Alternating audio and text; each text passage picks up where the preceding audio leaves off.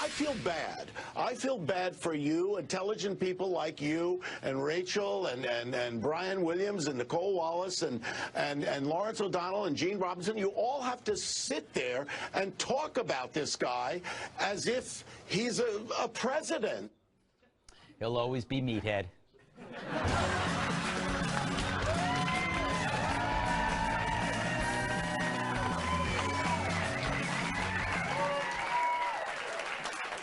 All right, so you have a choice.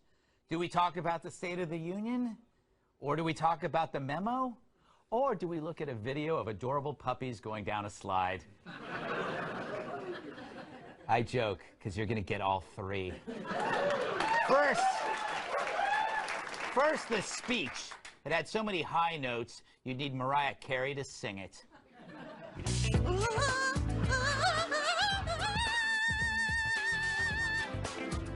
I don't know how he did that. Of course, others saw it differently, and by others, I mean crybaby chuckle buckets. The raw meat was ugly, and then the appeals to fear-mongering. He implied, and he did it deliberately, that Dreamers are gang members. His racist and hate-filled words and policies and proposals are still being resisted in the Congress. There was a lot of dark talk. There was a lot of manifestations of threat. Somebody airlift a pallet of Depends. There's a lot of poop on those floors. Anyway, sour grapes is to be expected. Why would you praise your opponent after he wiped the mat with you? And that's the problem with team sport politics. Even when there's good news for the country, it's bad news for the party. And there's a lot of good news on jobs, ISIS, the economy, all good, but we could do better.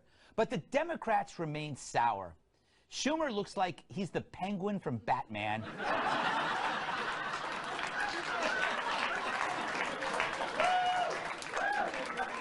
He's trying to pass a softball-sized gallstone. And Pelosi looks like that gallstone is about to hit her in the Mercedes. And the rest of the Democrats, they all look like they shared the same hemorrhoid. So what's the problem? Well, first, that speech wasn't for them, it was for you. I thought it was too long, but for you, it's not long enough. 90 minutes of positivity about this great country after 8 years of moaning about America. This speech was a water cooler in the desert. So for Dems, your good news is their bad news, but also their bad news is your good news. So in the future, here's a handy measurement for success. I call it the Pelosi scowlometer. Look at that. The more she frowns, the more you should smile. All right. Which leads me to the memo. The week was fraught with anticipation, as if the royal family was giving birth to a panda. The nation wanted answers. Their thirst wouldn't be quenched until they heard this command. Release the memo. Well, good work there, dubbing. Yes, the memo. Finally, it was released, and it became the Super Bowl for nerds. Now, if it's all true, the dossier was put together by Christopher Steele with funding from the DNC and Fusion GPS. Then they played it up to media outlets. Then the Justice Department asked for surveillance warrants. But according to the memo, the application didn't disclose the role of the DNC or Clinton campaign in funding the dossier. The memo also claims that former FBI Deputy Director Andrew McCabe wouldn't have sought the warrant without this dossier. Now, maybe it's me, but it's got Clinton stink all over it. All roads lead back to the perv and the pantsuit. Sounds like a good TV series. I wonder if Trump thinks it's disgraceful. I think it's terrible. You want to know the truth? I think it's a disgrace. What's going on in this country, I think it's a disgrace. The memo was sent to Congress. It was declassified. Congress will do whatever they're going to do. But I think it's a disgrace. You know, I think it's a disgrace. But, you know, he's right. The Dems wanted to nail Trump so badly, they were willing to use an unvetted, hyper-partisan dossier to do it. Using this dossier to get a warrant, that's like me using Monopoly money to buy a Porsche. Look, We spent the last year hearing about collusion between Trump and Russia, and all along the real collusion was committed by the perpetrators of that narrative, meaning the media, Democrats, and their government allies. This whole mess is brought to you by the same people, and that's not cool, right? Adorable puppies going down a slide? Good puppies! Good job! Can you do it? Yay! Come on, puppy! Yay! Puppy, puppy! I told you there would be puppies. Period.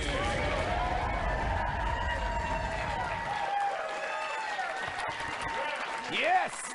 Let us welcome tonight's guest. He had no qualms diffusing bombs tougher than senior year calculus. It's former U.S. Marines bomb technician, Staff Sergeant Joey Jones.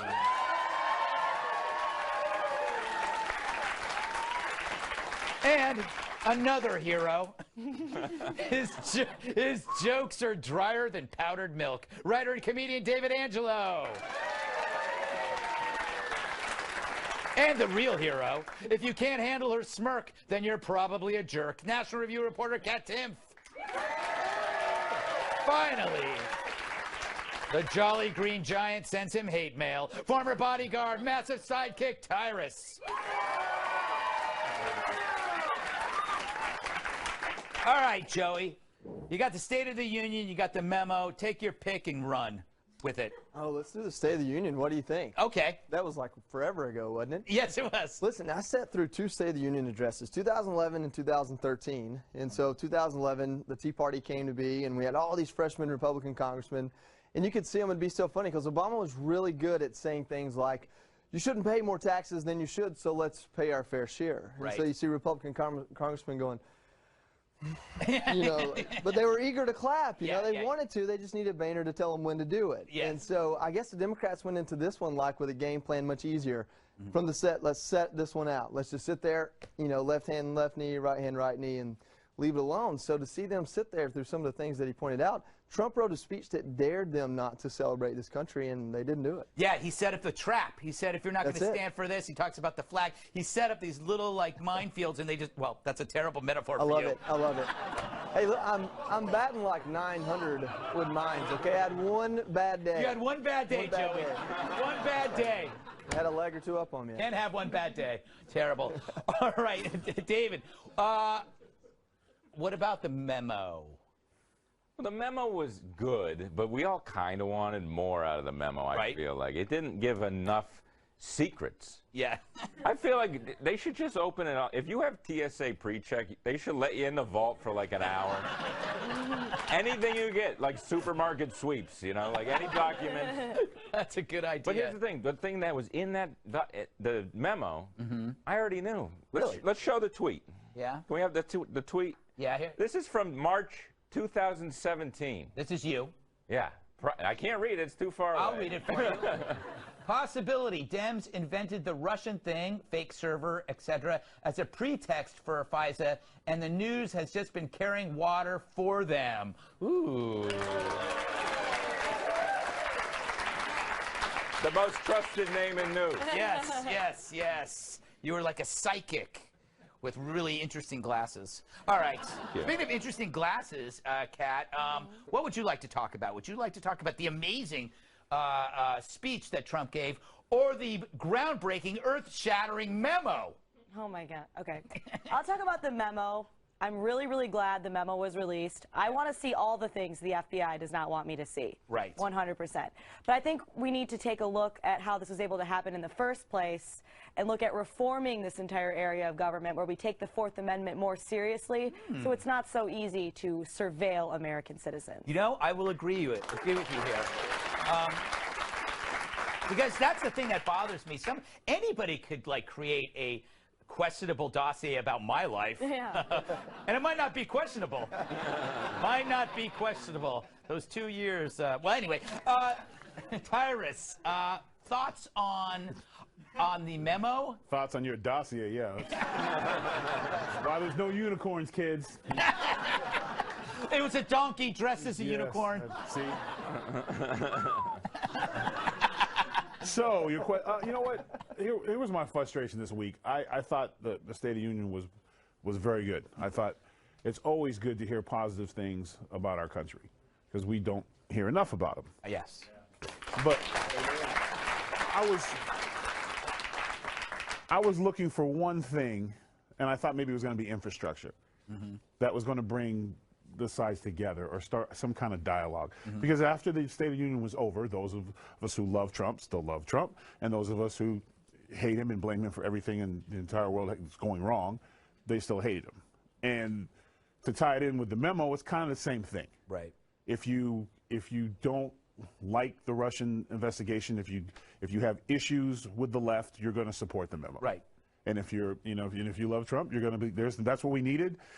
But my issue with that is just Page. That's the guy. Like, he's dang, every group has one, and we have him.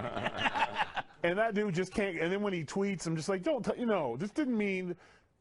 The only one I don't want to hear from more than Page is Cruz. Like, those are the two guys I just don't want to hear from. And I just keep waiting for something that's going to start bringing us together. And I just feel like the divisions just lines keep drawn in the sand, and there's no middle ground. Like if you're going to, my book, I kept thinking about, I'm working on a book. It's like living in the Great Divide.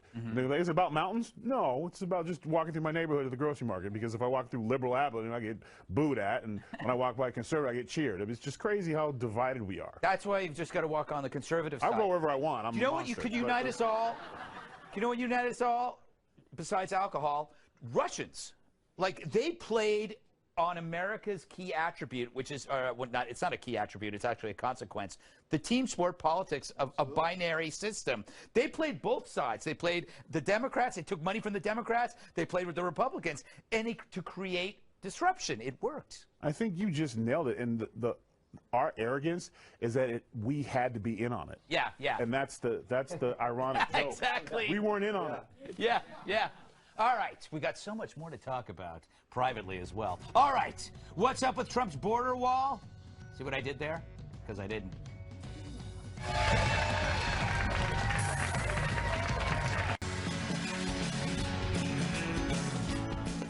Be very afraid of his barricade. Sources tell Fox News that I am very attractive. But also, prototypes for Trump's proposed border wall are virtually impassable. It's true. A series of tests conducted on the wall samples show they could withstand torches, jackhammers, and saws better than the barriers that are on the border now. And all but one were impossible to get over. Bet it was this one. Come on, Kari. Come on, Kari. Come on.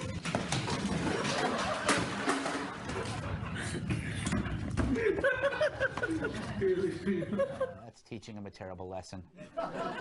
Critics have called Trump's wall proposal everything from irresponsible to stupid, but there's logic behind how the new wall will be used.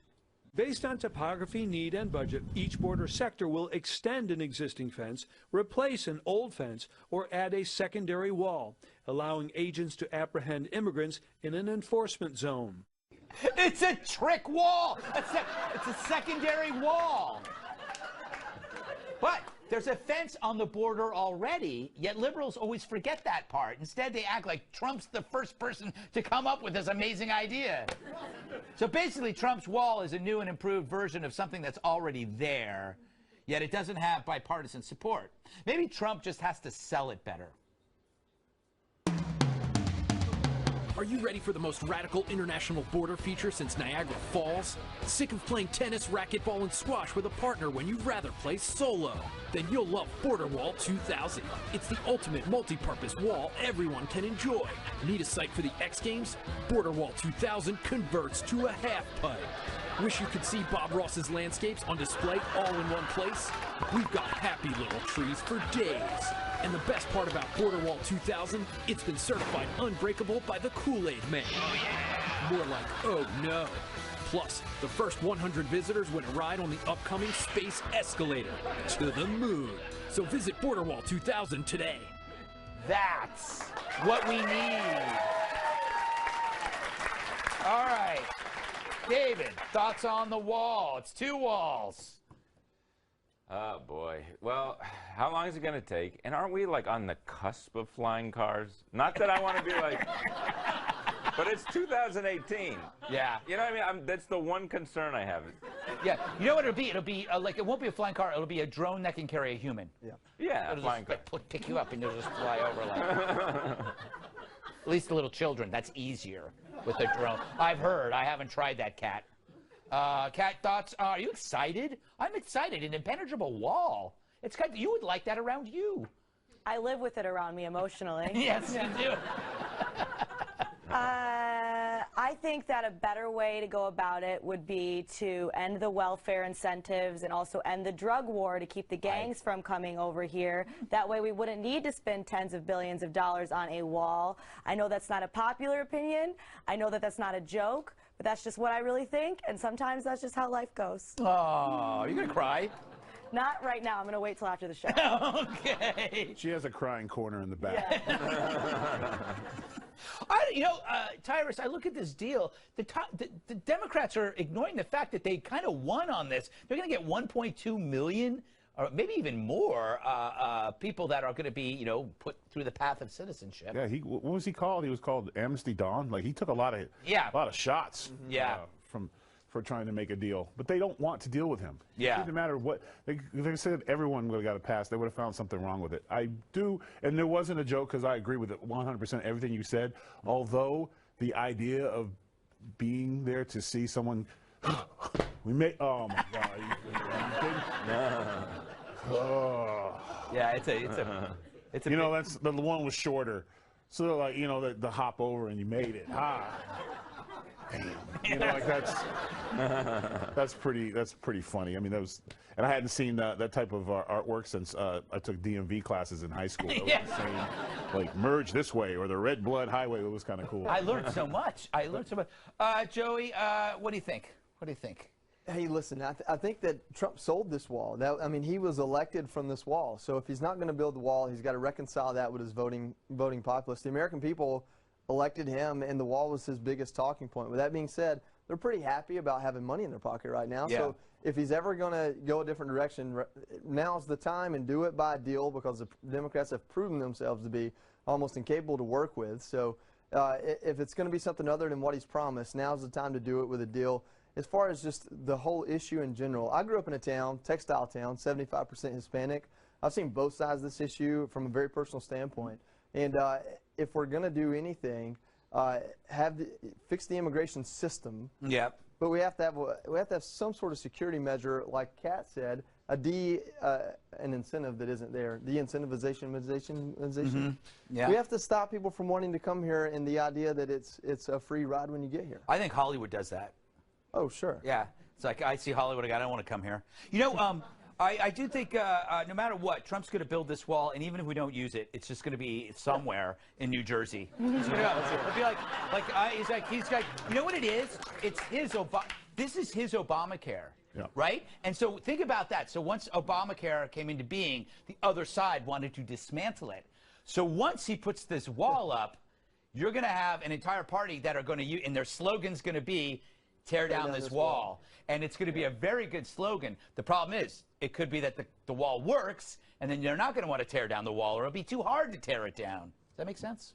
I think Kat hit on a big thing, too. Sometimes walls can be built that you don't necessarily see that aren't physical. Making it harder to get eligible for welfare and food stamps and things like that takes away from American citizens who need it. And on a personal note, I was having a discussion with some people this weekend. One of the ladies said that the hardest thing was she had 2 young children, and when she went to go get services that she needed, they were very rude to the English-speaking ones, and they were like, "No, it's not for you. You have to wait." But when the immigrants that came in, they had all this stuff for them, right? And they had a translator for them. Exactly. And they had all these other things for them. And this one, she was almost being like stared at, like, "We don't do that here. You need to know this and you know that." And it's almost this double standard.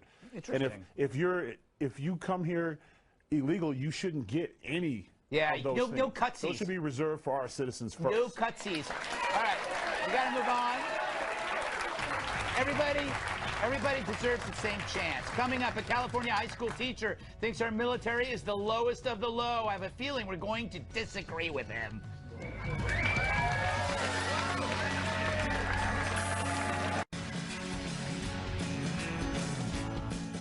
Should he recant his stupid rant? I speak of California high school teacher and city councilman Greg Salcido.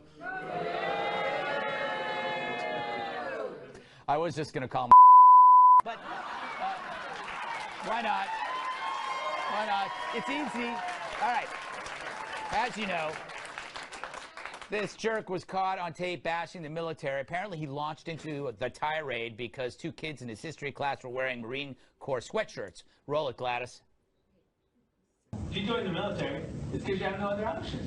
Because you didn't take care of business academically, because your parents didn't love you enough to push you, and then you didn't love yourself enough to push yourself. Think about the people who you know over there. Your freaking stupid Uncle Louie or whatever, they're dumb. They're not like high-level thinkers. They're not academic people. They're not intellectual people. They're the freaking lowest of our low, not morally. You know, I'm not saying that they make bad moral decisions. Just they're not talented people. This guy. And I already called him a Can't do it again. Anyway, some have called for his firing, but the best response may have been from retired 4-star general and White House Chief of Staff John Kelly. What is your reaction to that, knowing that he's teaching a bunch of 17-year-olds this? Well, I think the guy ought to go to hell. I think he's going to be there. Salcido has been placed on administrative leave by the school district, whose superintendent says there'll be, quote, disciplinary measures taken. He'll probably like that. Well, I have an idea for his punishment. Make him watch this on loop for eternity. I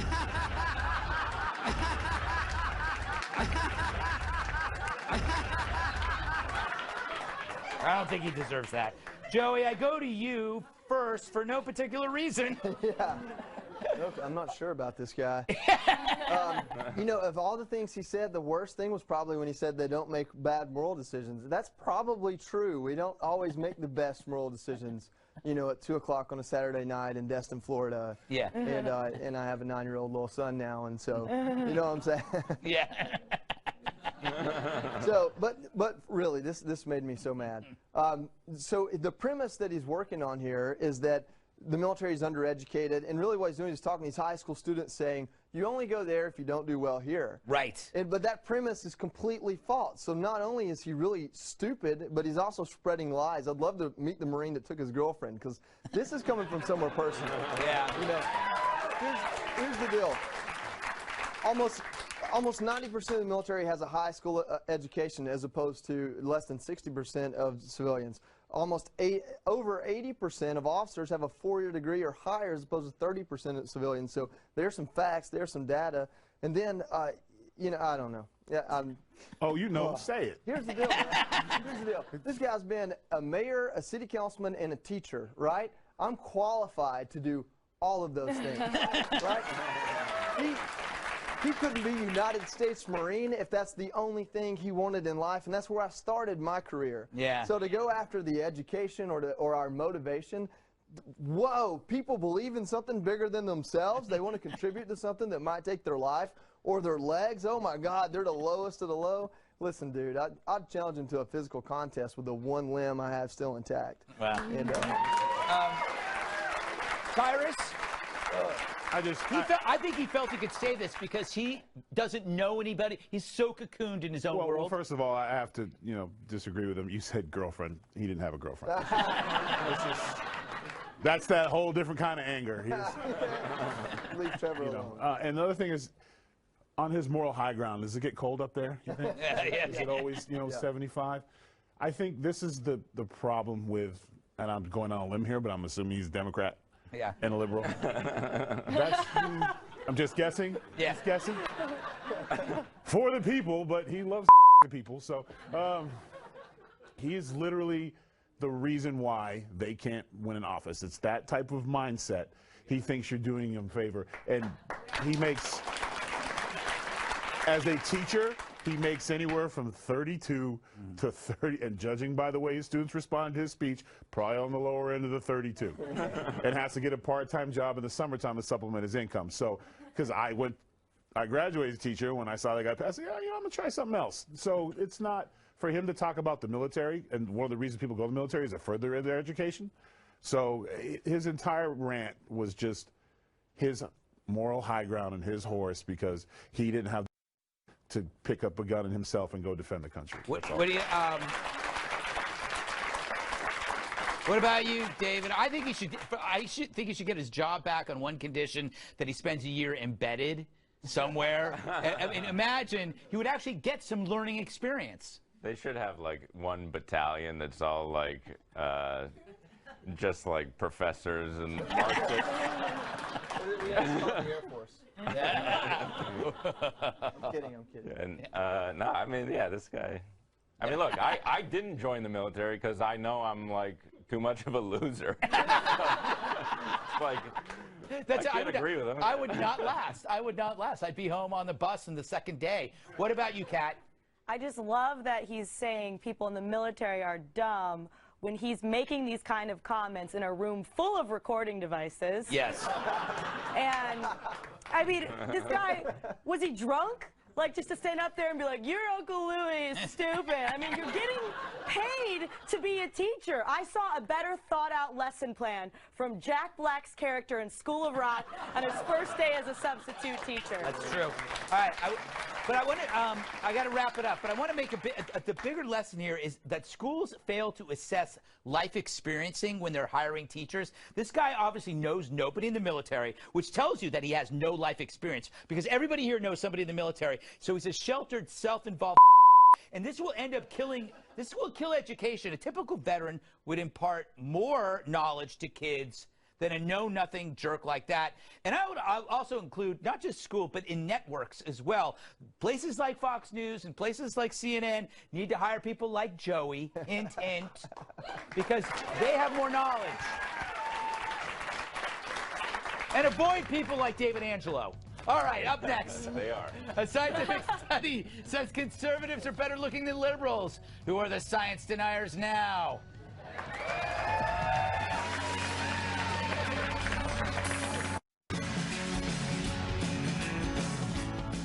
Are those who lean right a more pleasant sight? A new study claims conservatives are more attractive than liberals and that our appearance steers our political beliefs. For proof, take a look at this montage of incredibly sexy Republicans.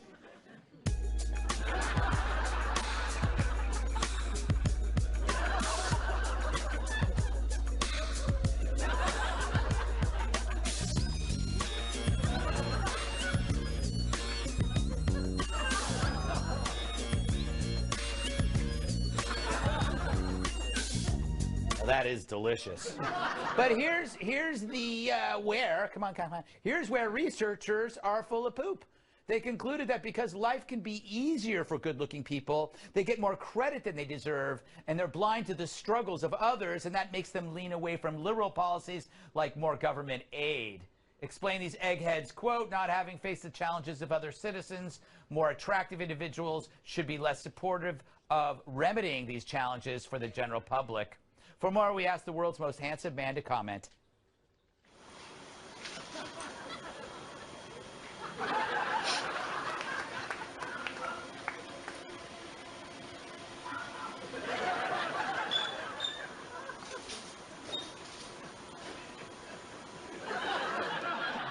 It's sexy. Tyrus, you buying this? No. No? No, and that's not the reason why good-looking people don't help, because they have to deal with the haters. They're always mad because they're good-looking. So when they get successful, why would they give back? Screw them. Like, haters are going to hate.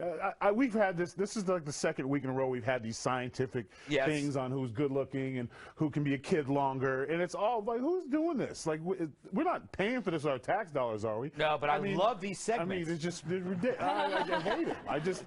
It drives me nuts that you generalize people. If someone's good looking, usually it's the people that are really attractive get picked on the most as kids, but they get, like, always hear, like, you'll meet a really beautiful girl and she'll talk about in high school how girls pulled her hair and they hated her and everyone was mean to her because she was pretty. But they're lying. Oh, I was bullied. No, everybody was bullied. Everybody was. No, they were probably the bullies. Mean Girls. Didn't anybody see that movie? Speaking of, Kat, do you buy this? I'm not sure I'm qualified to comment on this study because I don't think I know how to tell if someone's hot or not. Yeah. I'll be out with my friends and be like, oh, that guy's like trying to talk to me. And they're like, yeah, Kat, he's asking you for change. He does not have a home. And I'm like, I can change him. Come over. Yes, you will change him because he's defecating on the sidewalk. Joey? Hey, look, I think in this day and age, attractiveness is just how hard you're going to work for it. Are you doing the cult of CrossFit, or what are you doing? So it kind of makes sense to me in the sense of if your personality is to wait on the government or God to bestow gifts upon you, then you may lean liberal and be ugly. But if you're ready to get out there and work for it, hey, we're conservatives. We get work done, right? You know, so no offense, Hanoi Jane. I didn't mean to trigger you with that one. So getting work done. David, you're slightly swarthy. Thank you, Greg. I appreciate it. You know, I don't think liberals are necessarily uglier. No. It's the expressions. You're like, you'll never, like, are you serious? Conservatives don't do that, you know? Yeah, that's true. That's true. You cannot be. That's like a liberal expression. That's a liberal expression. That I've really seen that is. at Starbucks so many times. Yeah, I it's like, just want a coffee. You know, I do think part of this is true and the other part's false. It is true that good-looking people benefit from society more often than the plain because they're afforded more opportunities because human beings gravitate towards good-looking people, so good people don't have to try so hard. We perceive good looks as a commodity. This is why whenever you see like public nudity of a really good-looking person, it's weird because we're thinking, why are you giving that away? That's only usually on nudist camps. They're not attractive, you know, because no one's asking for it. So, but there's no, like I've said this before, there's no activist group for the plain or the ugly. There's no Martin Luther King for the plain. There's no Gandhi for the ugly. But it really is inequality. The second part, conservative people actually do get suffering. They do understand it, except they see the suffering as an individual challenge, not something that the government should be trying to fix. Or government, it should not be totally governmental. All right, they're wrapping me. Yes, I'll take that. The applause. Oh, I love this next story. Coming up, a killer whale that can talk. Finally, something that makes them interesting.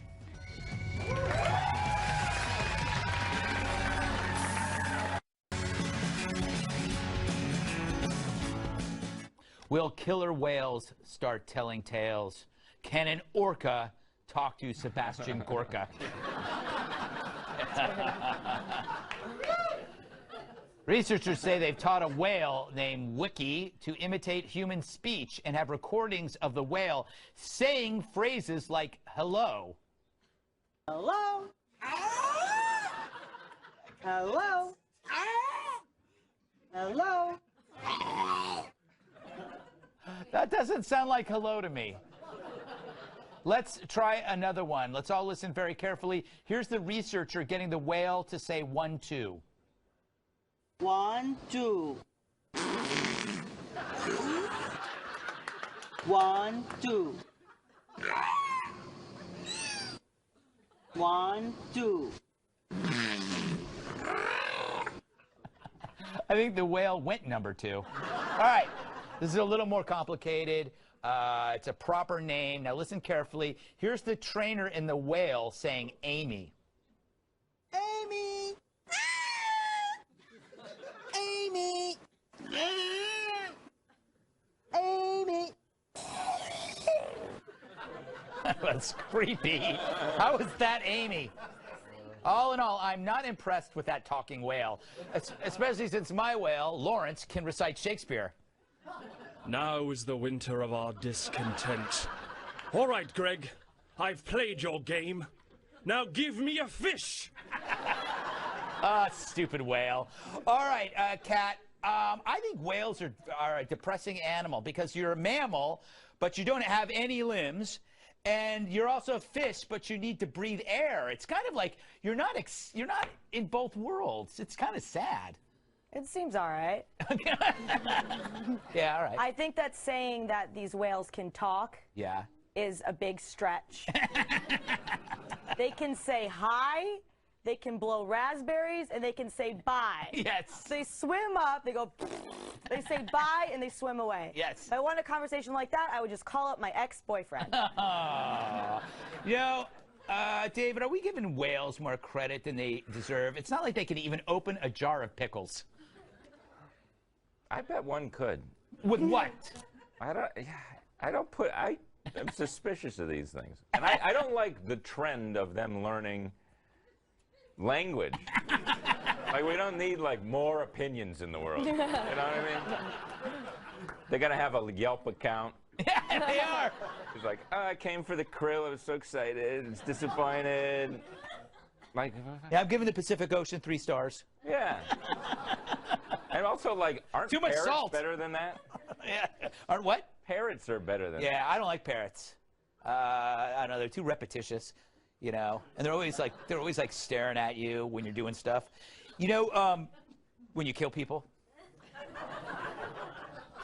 Parrots are great witnesses to crimes, Joey. You know the thing is about whales, Joey, if they were really smart, why haven't they invented anything? You know, they have these big brains, but there's no whale bike. Well, you know, what happened? There's no whale industrial revolution. Well, there's a whale, and maybe it's actually a dolphin, but they call it a whale that has like a giant sonar on its head. Yeah. You know, we have one in Atlanta at the Right. aquarium. That's kind of impressive. But listen, this whole story kind of pisses me off. I've got a Frenchie. I can't teach my Frenchie what part of the grass you should poop on and what part you shouldn't. And here there's a whale that can talk, and my Frenchie doesn't know where to use the bathroom or not to bite my hand when I hand him a treat. So the whole thing kind of gets to me that I don't know how to teach my dog what to do, and That's whales know terrible. how to talk. Maybe you should get a whale. All right, Tyrus. I have a feeling you love this story for reasons. Well, after hearing you, I hate you for being a part of this story. You don't know nothing about whales, and this once again goes to the arrogance of science. No. Killer whales speak 3 languages. Yeah. They have their own language. They also have the ability to feel each other's feelings. They're so far ahead of us in terms of communication.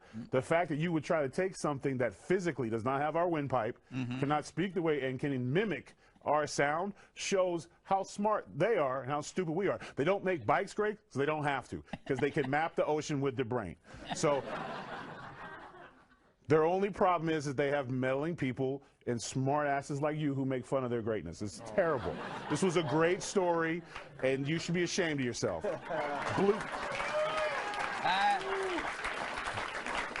Blue Planet 2 just came out. I love that series. I'm enjoying it. And they had this great scene, if you guys haven't seen it, where the dolphins were running and there was these giant false killer whales, Greg. It's something different. You won't know what it is, so don't ask.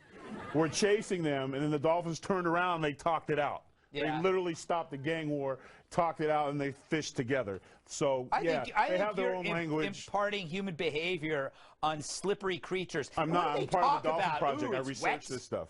They talk to each other. Yeah, that's a little. Why would you want to talk to us? Stuff. Yeah, they're in the ocean for a reason. They didn't evolve. Yeah, they evolved there. No, they didn't. You just like them because you're big and they're big. Yeah, that's it. That's it. That's it. And you like unicorns because they're tall and slender, right? Yes, that is.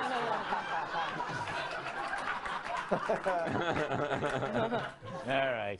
Don't go anywhere. That wasn't. Don't laugh at that, Joey. All right. More after this, I believe.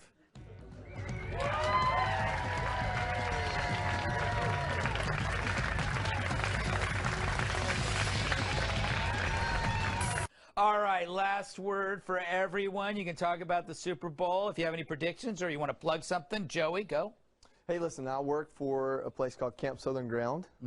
A celebrity country music guy named Zach Brown started. And we bring in kids in the autism spectrum and put them with kids that aren't in the autism spectrum and allow them to go through camp together and learn how amazing each one is and how these kids that have challenges can contribute to society and be amazing people.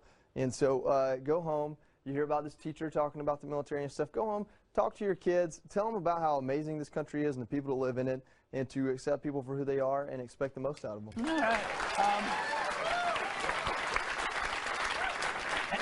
All right. All right, David, what uplifting thing can you match? I have nothing selfless. I mean, President Trump, if you're watching, I'd love a ride on Air Force One. I'll say hi to my friends Dan and Margot, too. There you go. Well done. Tyrus? I'm excited because the GOAT, I'm looking for Brady and my squad to repeat. And I'm calling 34-13 Patriots in a walk away. All right, last word, Kat. I don't care about football, which is why I actually love days of important games, because they're the only ones where I feel less emotional than other people. All right. Thanks to Staff Sergeant Joey Jones, David Angelo, Kat Timpf, Tyrus, our studio audience. I'm Greg Gutfeld. I love you, America.